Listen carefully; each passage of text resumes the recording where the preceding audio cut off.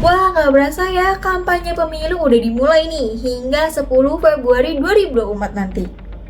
Nah, selama kampanye, ada aturan-aturan yang dilarang buat kampanye. Salah satunya itu tempat yang dilarang buat kampanye nih. Kira-kira tempat apa aja ya yang dilarang buat kampanye itu? Berdasarkan pasal 280 ayat 1 huruf H Undang-Undang Nomor 7 Tahun 2017 tentang Pemilu, setiap pelaksana, peserta, dan tim kampanye dilarang kampanye menggunakan fasilitas pemerintah, tempat ibadah, dan tempat pendidikan.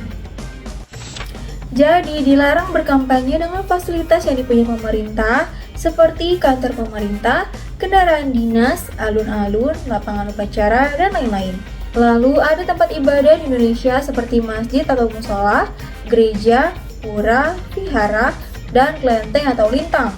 Dan ada tempat pendidikan di Indonesia seperti sekolah dan perguruan tinggi negeri atau swasta.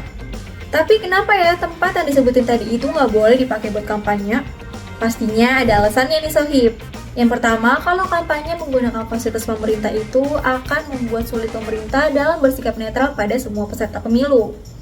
Terus, kalau di tempat ibadah itu nggak boleh dipakai buat kampanye karena kehidupan beragama itu nggak boleh dimanfaatin buat kepentingan politik tertentu.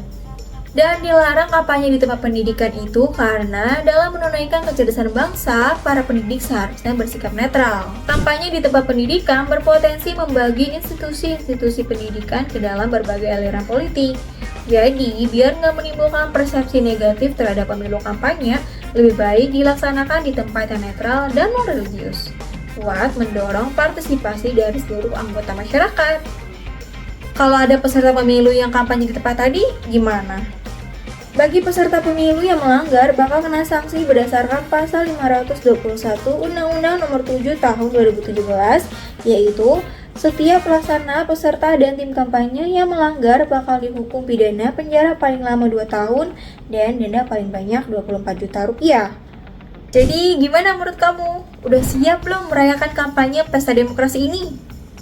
Bukan sekedar kata yang mudah suka data.